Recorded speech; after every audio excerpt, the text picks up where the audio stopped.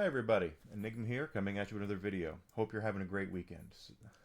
So last week we talked about Final Fantasy VII a little bit and the impact it had on the industry.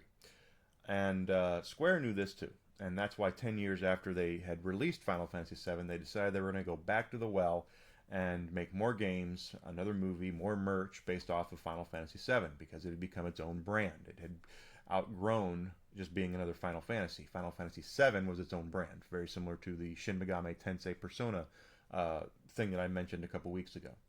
Well, one of the things that they released for this 10-year anniversary of Final Fantasy VII was Dirge of Cerberus. Okay, now this is a run and gun game. Vincent Valentine's the main character. Funny thing about this game, first time I beat it, first time I played it, I did not realize you could upgrade your gun. So I actually beat the game with the weakest powered gun. It took me forever to do it too. But this is the first pressing of the game. If you're at all curious as to how I know that, it's because, well, first of all, I bought it. But second of all, the DVD cover has a more metallic kind of look to it. If you look at Kingdom Hearts, they did the same thing with that, where it just has more of a little metallic look to it, so there's more depth there. And then in the when they repressed this under the greatest hits, they just used like this image, but it looked more flat. You could tell it did not have the same depth that this did. So this is not a role-playing game, so to speak. It is, like I said, it's a shooting game. Well, something else that was going on during the DVD boom was anime. Anime was picking up steam, and there was a lot of anime coming out here. And some genius marketing person, and believe me, this is genius, what they found out they could do was sell you a collector's box with the first volume of the anime, right? Here in North America. I'm sure they did it in Europe too. So you'd go to go to the store, you'd order it online, where you'd say you were going to buy the first volume of random anime title here, and it would be inside this collector's box that had space for the rest of the series. So you could when you would buy the second volume, put it in there, third volume, put it in it, right? So if it was 6 volumes, 6 DVDs, the box was big enough to hold 6 DVDs. That's how they were doing it, and it was brilliant because I can't tell you how many times I was buying anime and I was way behind on watching a lot of it, but I had to fill up those boxes, right? Gotta keep getting them. And Square did something like this with Final Fantasy VII Dirge of Cerberus, okay? In Japan only. And they did it with the soundtrack. They did not do it with the game. And they released a collector's box for the soundtrack. And it just says Dirge of Cerberus, Final Fantasy VII. Of course, it's got the Japanese title up there. Over here, we see it in English on this side, and the back is exactly the same, except for Vincent is right there, and that is, well, we'll go over who that is, okay? It's big enough for 3 DVDs, so here's the game. That's made for that. So, but it came with the soundtrack, right? So here's the soundtrack. Soundtrack of Final Fantasy VII Dirge of Cerberus. We open it up, and there's 2 discs in there, just like the regular edition soundtrack, but this came in a DVD box. And it goes in the box as well. It came with the box. So we put that in there, and now we have 2 DVDs inside our collector's box, right? Well, the third one's and this is what kind of made it limited edition. This guy here, on the back of this, that guy right there, you can barely see his the shadow there of him. It's kind of dark. Is a singer by the name of Gackt. Gackt. That's his name.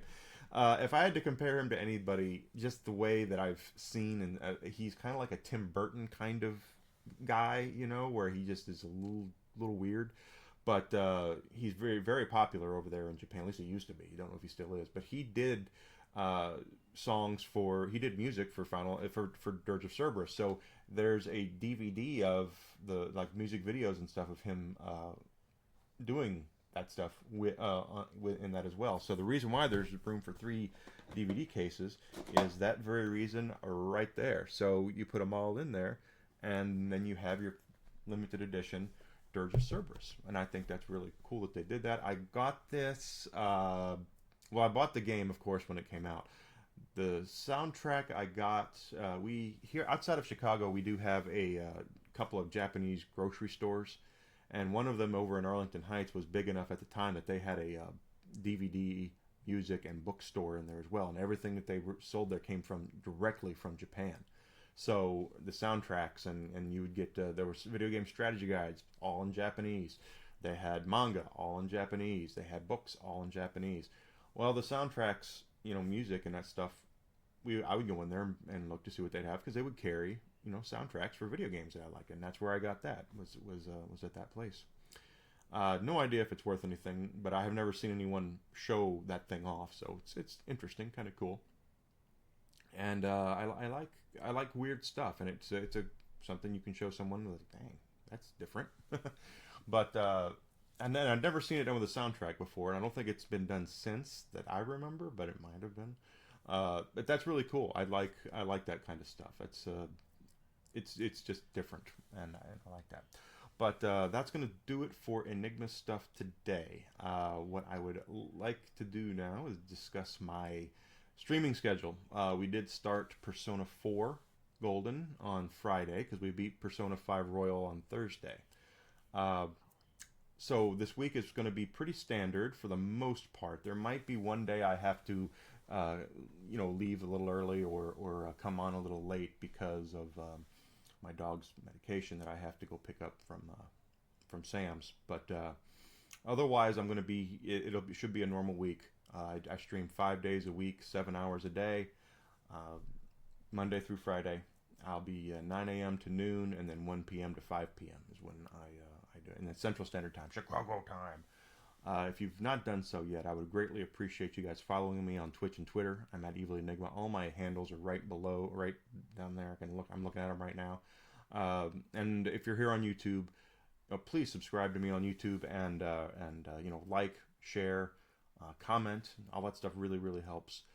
And I'm trying to get to monetization by the end of the year on YouTube, and I need your help doing it. So whatever you can do to help me, I would greatly appreciate. Okay, so I'll see everybody coming up here this week.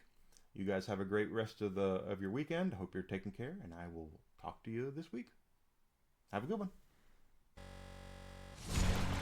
one.